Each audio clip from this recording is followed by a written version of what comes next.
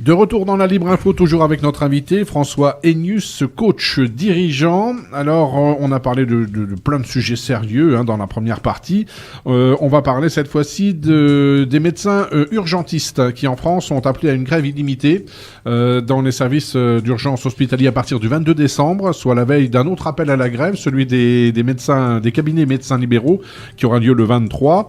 Alors, des revendications qui portent apparemment sur le temps de travail et la revalorisation des gardes. Des grèves, il y en a eu pas mal cette année, dans tous les secteurs. Les Français sont pas mal otages de tout ça. Vous trouvez pas que c'est un petit peu beaucoup ? Je vais encore comparer par rapport aux autres pays. C'est-à-dire qu'en Allemagne, on a tendance à causer avant de faire la grève. Je ne critique pas les médecins urgentistes, je ne critique pas les médecins de cabinet, je ne critique pas les chefs d'entreprise qui font des grèves eux aussi, je ne critique pas les chaudronniers qui pourraient se mettre en grève. Je critique simplement le principe qu'on attende toujours d'être dans le conflit pour se réveiller. Et je pense que vous prenez l'Allemagne, alors il s'avère que j'ai un peu travaillé en Allemagne dans mon enfance, et vous vous rendez compte que c'est autre chose. On discute, et puis s'il y a vraiment un désaccord profond, on se met à faire grève. Là, malheureusement en France, le principe c'est on fait grève pour se mettre autour d'une table. Je pense qu'on a une erreur, c'est un monde qu'il faut qu'on change. Je pense que les médecins urgentistes ont un vrai problème et que c'est une réalité. Il suffit d'aller une fois de temps en temps aux urgences. Bon, malheureusement, ça nous arrive, je pense, tous. Je pense que les médecins urgentistes ont un vrai problème. Ils ont raison de faire ce qu'ils font. Enfin, en tout cas, d'être en désaccord avec le système d'organisation. Ils ont raison de vouloir faire progresser le système. Je pense malheureusement qu'on met le charrue avant les bœufs, comme on disait. Alors justement, cette difficulté à se mettre autour d'une table, ça vient de quoi ? Ça vient du gouvernement, des syndicats Vous savez, alors j'arrête pas de défendre le gouvernement, on va se demander qui je suis. Mais je pense que c'est pas une responsabilité gouvernementale. Il me semble pas qu'en 97, on se soit mis autour d'une table, et il me semble pas que ce soit un président socialiste et un premier ministre socialiste. Il me semble pas que du temps de du dernier gouvernement, on se soit vraiment mis autour d'une table non plus. Non, je pense que c'est culturel chez nous. On aime bien défiler dans la rue, faire un peu le cirque, et on aime bien les changements brutaux.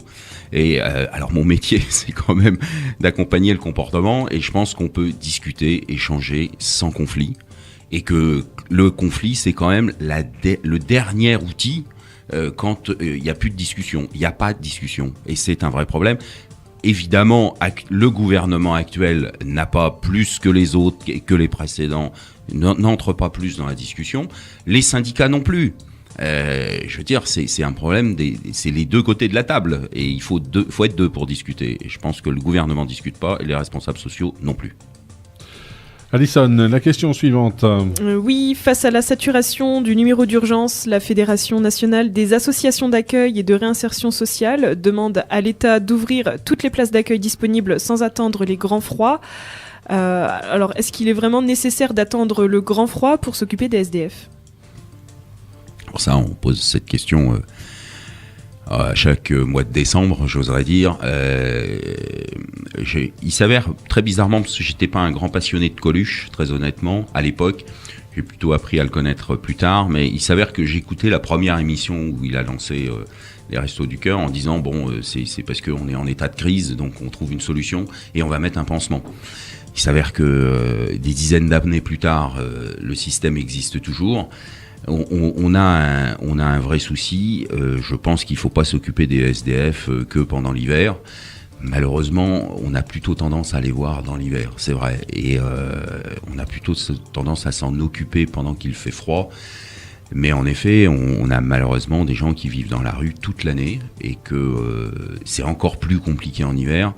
Je pense pas que ce soit très très simple en plein mois d'avril. Donc il faut qu'on s'occupe on est dans une société, on est encore dans le vivre ensemble. C'est-à-dire qu'à un moment, il y a des classes sociales, il y a des classes culturelles et des classes cultuelles. Je pense qu'il y a des gens qui n'ont pas de travail aujourd'hui. Oui, c'est très très dur. Il y a des gens qui ont du travail et qui vivent dans la rue. Et ça me tue. Alors on va sortir de la France et partir du côté des pays latino-américains qui ont annoncé il y a quelques jours à Lima, où s'est déroulée la 20e conférence internationale sur le climat, un projet de restauration de 20 millions d'hectares de forêts et de terres agricoles dégradées. L'objectif étant de recréer des puits de carbone naturels et de lutter contre le réchauffement climatique. Le dioxyde de carbone étant, comme chacun sait, l'un des principaux gaz à effet de serre. Alors c'est un programme qui va bénéficier dans un premier temps de 365 millions de dollars. Ça fait combien en euros, Alison ? Ça fait 300 millions d'euros. Voilà, qui seront financés par des investisseurs privés. Que pensez-vous de cette faculté qu'a l'être humain de faire des grosses erreurs et de chercher ensuite désespérément les moyens financiers de les résoudre ? Je pense que 300 millions d'euros pour résoudre les problèmes de la planète, c'est rien. C'est même pas une goutte d'eau dans un océan. Alors il s'avère que, peut-être vous le savez pas, mais je suis d'origine de l'industrie du bois et que mes études je les ai faites dans l'industrie du bois, et je pense qu'on a en effet un vrai sujet, c'est comment on exploite nos forêts. Et on en a besoin, hein, faut être clair, on en a besoin quand elles sont debout, et puis on en a besoin pour faire des meubles, il y a plein de choses qu'on fait en bois, du papier, enfin voilà.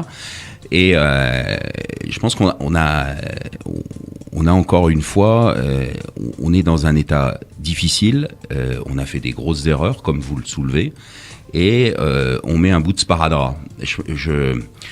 C'est Chirac qui avait dit notre maison brûle et on regarde ailleurs. On en est toujours là. On en est toujours là. Et alors aujourd'hui, on vient d'aller chercher un seau d'eau pour éteindre notre maison. C'est mieux que le sparadrap ? C'est mieux que le sparadrap.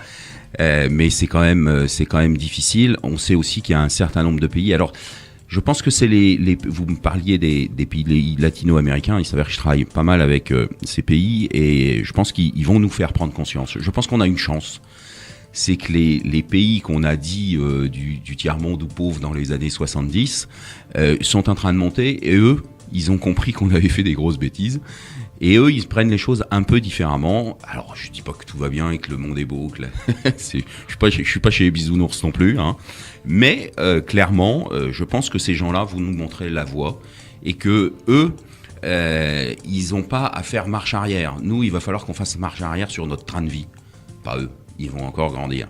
Donc, on a cette chance, c'est ils ont notre expérience. Enfin, ils ont vu ce qu'on avait fait, ils ont vu nos bêtises, et j'ai plutôt le sentiment qu'ils essayent d'en tirer une forme de leçon. On fait une nouvelle pause dans la Libre Info et on se retrouve d'ici quelques minutes et nous parlerons de votre rôle de coach dirigeant.